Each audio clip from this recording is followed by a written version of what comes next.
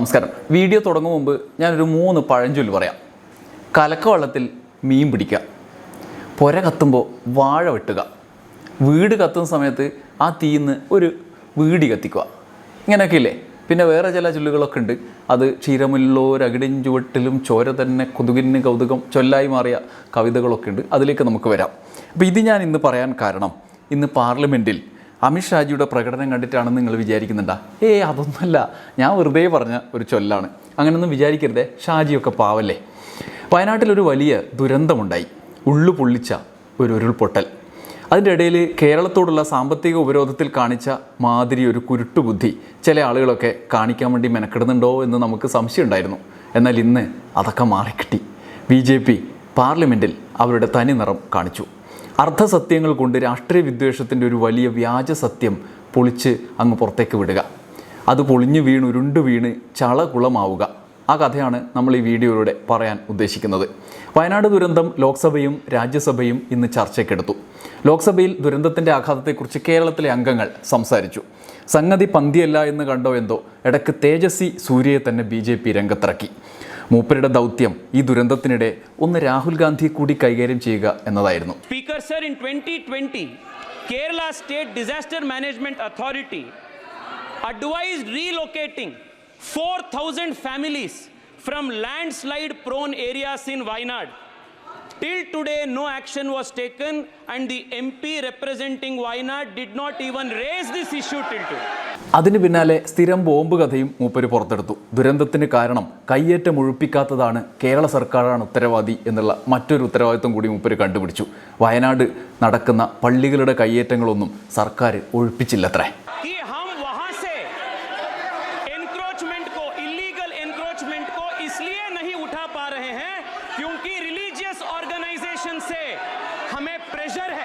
അപ്പോൾ പിന്നെ ഏകദേശം എന്തുകൊണ്ടാണ് ഉരുൾപൊട്ടൽ ഉണ്ടായെന്നുള്ളതിന് ഉത്തരം കിട്ടിയില്ലേ.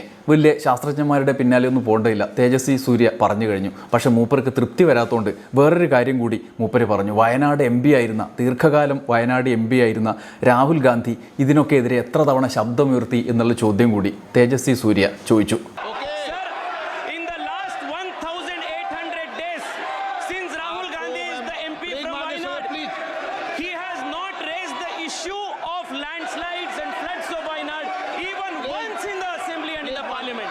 സത്യനന്ദിക്കാടൻ്റെ തലയണ മന്ത്രം എന്ന് പറഞ്ഞിട്ടൊരു സിനിമയുണ്ട്. അപകടം പറ്റി കിടക്കുമ്പോൾ വർത്തമാനത്തിന് ചെന്ന ഇന്നസെൻറ്റിനോട് മാമുക്കോയ പറഞ്ഞ ഒരു ഗംഭീര ഡയലോഗുണ്ട്. പക്ഷേ KC വേണുഗോപാൽ കുറച്ച് മാന്യനൊക്കെ ആയതുകൊണ്ട് അതൊന്നും പറയാൻ നിന്നില്ല. ദുരന്തകാലത്തെ വിദ്വേഷ രാഷ്ട്രീയ പ്രയോഗത്തിനെതിരെ സ്പീക്കറോട് KC പരാതിപ്പെട്ടു. Sir, he mentioned about honorable member of parliament from Wayanad last 5 years. Sir, entire Kerala, entire nation proud of Rahul Gandhi be the member of Wayanad parliament, sir. The way in which the flood situation happened, he came there, he camped there, how much service he has done to the Wayanad family, I don't want to describe. That is why he won this time more than 3,60,000 votes, more than the Prime Minister, sir. More than the majority of the Prime Minister, sir. Okay. Then, sir, sir. उनके विषय में नहीं कहा उन्होंने. You are the speaker of. Yes, sir. Sir, allow me, sir. You are the speaker of last Lok Sabha also. You know how many times Rahul Gandhi intervened for Wayanad natural calamities. There was a record. I'm challenging that member, sir. There are records. How many letters he has given to the Chief Minister? How many letters he has given to the Government of India? How many times he raised the ball? Sir, in this type of situation, entire country expecting a fruitful discussion from the parliament, highest law-making body of this country. The way in which a member tried to sabotage the entire discussion. क्या आप चाहते हैं? Sir, my point is that he has to apologize. Yes. He has to apologize. മാപ്പ് പറഞ്ഞത് തന്നെ KCയുടെ വിശ്വാസം ആരെയും രക്ഷിക്കില്ല. അതറിയണമെങ്കിൽ നേരെ രാജ്യസഭയിലേക്ക് പോയാൽ മതി. അവിടെയും ഇതന്നെ ചർച്ച. ലോക്സഭയിൽ നിന്ന് തന്നെ ഇക്കാര്യങ്ങൾ ഏകദേശം നമുക്ക് പിടികിട്ടിട്ടുണ്ടാവുമല്ലോ. ആ സ്ഥിതിക്ക് അതിശയിക്കാനൊന്നുമില്ല ഇനി കാണാൻ പോകുന്ന കാര്യത്തിൽ. ജോൺ ബ്രിട്ടാസ് രാജ്യസഭയിൽ പറഞ്ഞത് കഴിഞ്ഞ പ്രളയകാലത്തേതുപോലെ ആകല്ലേ ഇപ്രാവശ്യത്തെ കേന്ദ്ര സഹായം എന്നാണ്. 2018 മഹാപ്രളയത്തിൽ സഹായത്തിനയച്ച സൈന്യത്തിനും ദുരിതാശ്വാസത്തിനയച്ച അരിക്കും വരെ പണവും കൂലിയും ഒക്കെ എണ്ണി വാങ്ങിയ കേന്ദ്ര സർക്കാരിൻ്റെ നടപടി മലയാളിക്ക് മറക്കാൻ കഴിയുമോ? Sir, I have a request to you, sir. Last time, 2018, we had a flood, very bad flood, a worst flood in a century. At that time, the union government had provided relief, but even for the relief, the union government had charged Kerala state the money which was spent by Air Force, the money which was provided for rice were being demanded from Kerala government. I would urge upon the Home Minister that such things should not happen. Please consider this as the disaster of this nation. ഇതൊക്കെ കേട്ട് അമിത്ഷാ അവിടെ ഇരിപ്പുണ്ട് കേട്ടാ. പിന്നാലെ എണീറ്റ ലീഗിൻ്റെ MP Haris Beeran പ്രോപ്പറായ ഒരു മുന്നറിയിപ്പ് സംവിധാനം ഇല്ലാത്തതിൻ്റെ പ്രശ്നം ചൂണ്ടിക്കാണിച്ചു. That this particular kind of pre-warning system in the entire Western Ghats, which is an ecologically fragile area, should be installed. Now we need specialized system for these vulnerable areas. A whole task force which includes meteorological, oceanographic, geological and hydrological team should be constituted. ഇത്രയും പ്രകൃതി ദുരന്തങ്ങൾ ഉണ്ടായിട്ടും ഉരുൾപൊട്ടലുകൾ ഉണ്ടായിട്ടും എന്തുകൊണ്ട് കേന്ദ്രം ഒരു മുന്നറിയിപ്പ് സംവിധാനം അനുവദിച്ചു തരുന്നില്ല എന്നുള്ള ചോദ്യം ജെബി മേത്രം ഉന്നയിച്ചു. Do we have a warning system? Do we have an alert system? Do we have a system of coordinated efforts? I am very sorry. The fact is, we do not have a warning system. We are living in an age of NASA report, IPPC report. We are living in the age of artificial intelligence.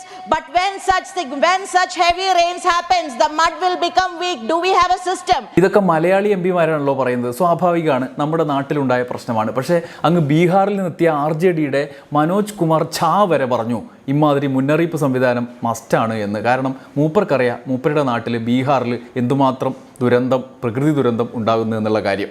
I think can we broad-based our disaster preparedness, disaster prevention, disaster signals, disaster mitigation. ഇതൊക്കെ പോട്ടെ, സഹിച്ചിരിക്കാം എന്നാണ് അമിത്ഷാ വിചാരിച്ചിരുന്നത്. എന്നാൽ റഹീം ചില കാര്യങ്ങൾ പറഞ്ഞത് അദ്ദേഹത്തെ ശരിക്കും പ്രകോപിപ്പിച്ച് കാണണം.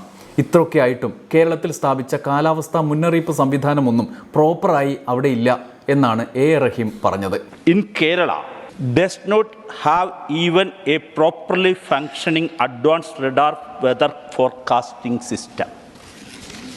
Cyclone Oki in 2017, in 2019 another flood. Sir, Kerala has been demanding a modern Doppler radar since 2013. അത് കഴിഞ്ഞിട്ട് എത്ര കൊല്ലായി? 10-11 കൊല്ലായി.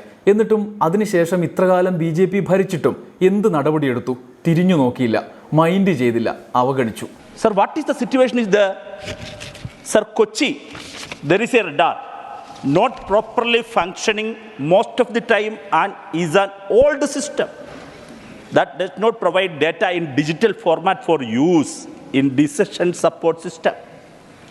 Sir, the radar at the Thiruvananthapuram is under ISRO and cannot be used all the time for this purpose.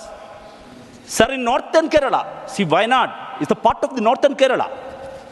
Unfortunately, I would like to say here, in northern Kerala, there is not even a single radar.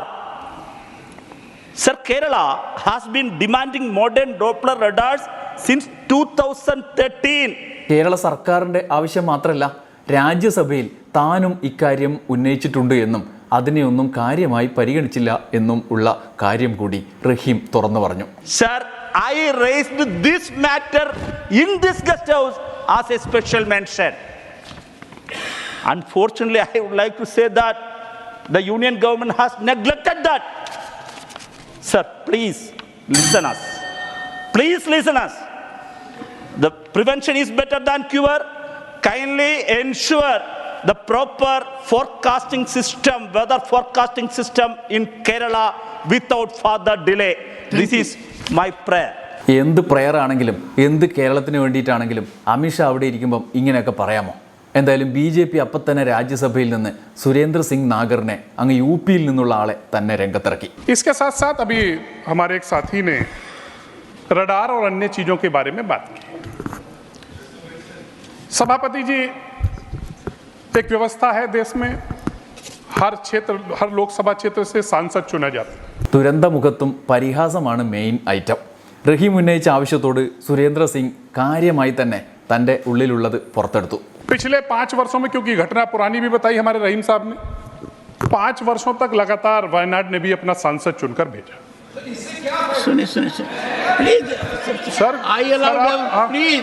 I allowed everyone to say. नाम तो नहीं लिया किसी का भी. One second, take your seat.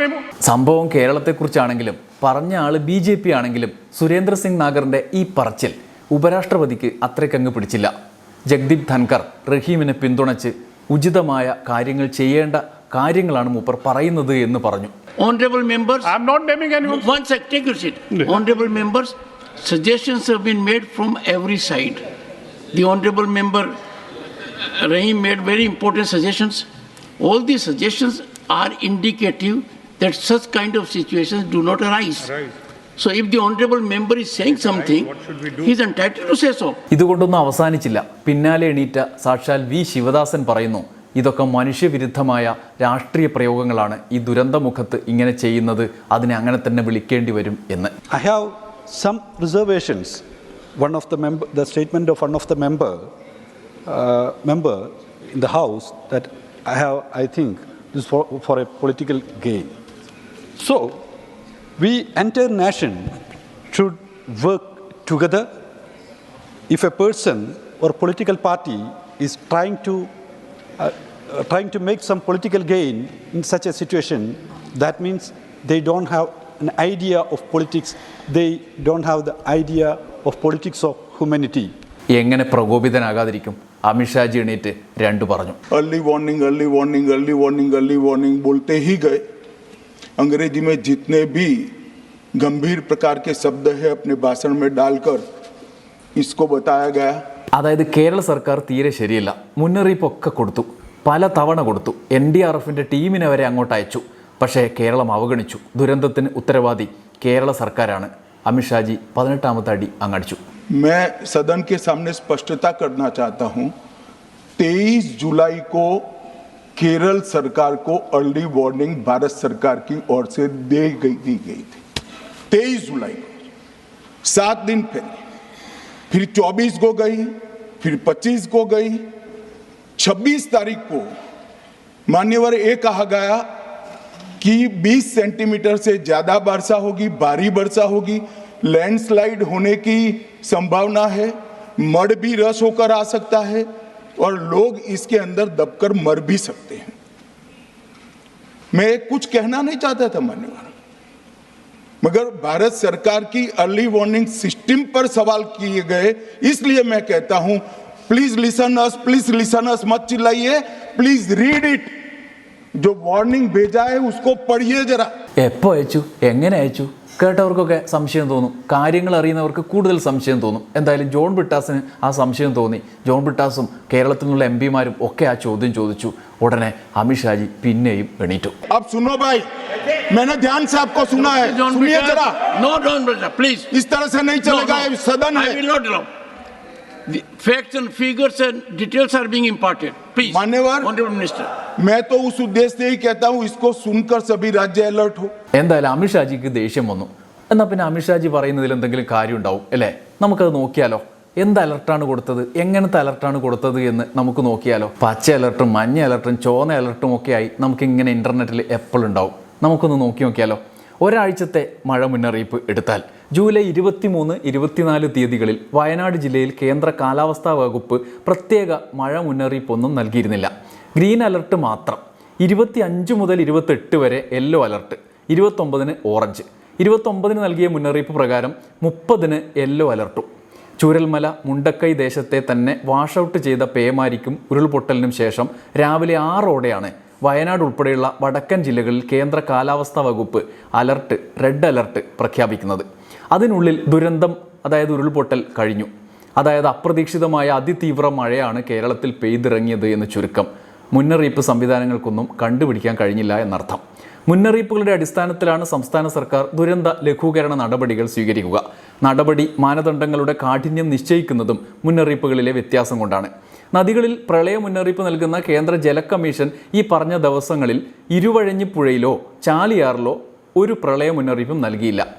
ഉരുൾപൊട്ടൽ മുന്നറിയിപ്പ് നൽകേണ്ട ജിയോളജിക്കൽ സർവേ ഓഫ് ഇന്ത്യ എന്ന കേന്ദ്ര ഏജൻസിക്ക് കേരളത്തിൽ ഒരു സംവിധാനമുണ്ട്. അത് വയനാട്ടിലാണ്. എന്നാൽ 29-നോ 30-ന് രാത്രിയോ പോലും GSI യാതൊരു ഉരുൾപൊട്ടൽ മുന്നറിയിപ്പും കേരളത്തിന് നൽകിയില്ല. ഗ്രീൻ അലർട്ട് മാത്രം. കാലവർഷം ആരംഭിക്കുന്നതിന് മുമ്പ് തന്നെ സംസ്ഥാന സർക്കാർ കേന്ദ്രത്തോട് 9 NDRF ടീമിനെ ആവശ്യപ്പെട്ടിരുന്നു. കേന്ദ്രം അത് അനുവദിച്ചു. വയനാട്, ഇടുക്കി, തൃശ്ശൂർ ഉൾപ്പെടെയുള്ള 9 ജില്ലകളിലായി NDRF സംഘങ്ങളെ അവർ വന്ന മുറയ്ക്ക് സംസ്ഥാനം നിയോഗിക്കുകയും ചെയ്തു. ഇതാണ് കഥ. എന്നാൽ അമിത്ഷാജി തൽക്കാലം തിരിച്ചൊരടിയടിച്ചതാണ്. നാട്ടുകാർ ഇങ്ങോട്ട് പെരുമാറും മുമ്പ് ഒരു ഇരയെ പിടിച്ചങ്ങോട്ട് ഇട്ടുകൊടുത്തതാണ് കേരള സർക്കാരിനെ. എന്തായാലും മുഖ്യമന്ത്രി ഇക്കാര്യം വിശദീകരിച്ചിട്ടുണ്ട്. ദുരന്തമുണ്ടായ പ്രദേശങ്ങളിൽ ഓറഞ്ച് അലർട്ടാണ് ആ ഘട്ടത്തിൽ നിലനിന്നിരുന്നത്. അവിടെ 115-നും 204 മില്ലിമീറ്ററിനും ഇടയിൽ മഴ പെയ്യും എന്നായിരുന്നു കേന്ദ്ര കാലാവസ്ഥാ കേന്ദ്രത്തിൻ്റെ മുന്നറിയിപ്പ്. എന്നാൽ എത്ര മഴയാണ് പെയ്തത്? ആദ്യത്തെ 24 മണിക്കൂറിനുള്ളിൽ 200 മില്ലിമീറ്റർ, അടുത്ത 24 മണിക്കൂറിനുള്ളിൽ 372 മില്ലിമീറ്റർ മഴ. ഇതാണ് ഈ പ്രദേശത്ത് പെയ്തത്. അപ്പോൾ 48 മണിക്കൂറിനുള്ളിൽ 572 മില്ലിമീറ്റർ മഴയാണ് പെയ്തത്. അപ്പോൾ മുന്നറിയിപ്പ് നൽകിയതിലും എത്രയോ അധികമായിരുന്നു അത്. അതായത് ദുരന്തം ഉണ്ടാകുന്നതിന് മുമ്പ് ഒരു തവണ പോലും റെഡ് അലർട്ട് പോലും നൽകിയില്ല. ദുരന്തം ഉണ്ടാകുന്നതിന് മുൻപ് പ്രത്യേകം ശ്രദ്ധിക്കേണ്ട കാര്യം, ഒരു തവണ പോലും ആ പ്രദേശത്ത് റെഡ് അലർട്ട് നൽകിയിട്ടുണ്ടായിരുന്നില്ല. അപകടം ഉണ്ടായതിനു ശേഷം രാവിലെ 6 മണിയോടുകൂടിയാണ് റെഡ് അലർട്ട് ഈ പ്രദേശത്ത് മുന്നറിയിപ്പായി നൽകുന്നത്. ഇനി ജിയോളജിക്കൽ സർവേ ഓഫ് ഇന്ത്യ നൽകിയ മുന്നറിയിപ്പോ? ജിയോളജിക്കൽ സർവേ ഓഫ് ഇന്ത്യ വയനാട്ടിൽ ലാൻഡ് സ്ലൈഡ് വാർണിംഗ് സിസ്റ്റത്തിനായി ഒരു സംവിധാനം സ്ഥാപിച്ചിട്ടുണ്ട്. അവർ 29-ന് നൽകിയ മുന്നറിയിപ്പുണ്ട്. അവർ പറഞ്ഞത് എന്താണ്? ഈ ഏറ്റവും അടിയുള്ളത് low possibility of occurrences of landslides, a few small landslide may occur. അതാണ് ഈ ഏറ്റവും അടിയിലുള്ള ഭാഗം. ഇതാണ് അന്ന് നമുക്ക് കിട്ടിയ മുന്നറിയിപ്പ്. ഇതൊന്നും കുറ്റപ്പെടുത്താൻ ഞാൻ പറയുന്നില്ല കേട്ടോ. നമ്മളാണ് ഭയങ്കര കേവന്മാർ എന്ന് പറയുമ്പോൾ ഇങ്ങനെയൊരു സംഭവം നമുക്ക് പറ്റിയിട്ടുണ്ട് എന്ന് അവർ മനസ്സിലാക്കുക എന്നുള്ളത് മാത്രമേ ഉള്ളൂ. അവരെ കുറ്റപ്പെടുത്താൻ പറയുന്ന കാര്യമല്ല. മറ്റൊരു സംവിധാനം കേന്ദ്ര ജല കമ്മീഷൻ്റേതാണ്. മറ്റൊരു കേന്ദ്ര സർക്കാർ ഏജൻസിയാണ് കേന്ദ്ര ജല കമ്മീഷൻ. അവരാണ് പ്രളയ മുന്നറിയിപ്പ് നൽകാൻ ഉത്തരവാദപ്പെട്ട സ്ഥാപനം. എന്നാൽ ജൂലൈ 23 മുതൽ 29 വരെയുള്ള ഒരു ദിവസം പോലും കേന്ദ്ര ജല കമ്മീഷൻ ഇരുവഴിഞ്ഞിപ്പുഴയിലോ ചാലിയാറിലോ പ്രളയ മുന്നറിയിപ്പ് പുറപ്പെടുവിച്ചിട്ടില്ല. ഇതെല്ലാമാണ് വസ്തുത. അപ്പോൾ പാർലമെൻറ്റിൽ പറഞ്ഞ കാര്യങ്ങൾ വസ്തുതാ വിരുദ്ധമായ കാര്യങ്ങളായിട്ടാണ് വരുന്നത്. ഇതൊക്കെ അവിടെ നിൽക്കട്ടെ. അമിത്ഷാജി പ്രത്യേകം ഞങ്ങൾ താല്പര്യമെടുത്ത് NDRFിൻ്റെ ടീമിനെ പോലും വിട്ടു എന്ന് പറഞ്ഞതോ?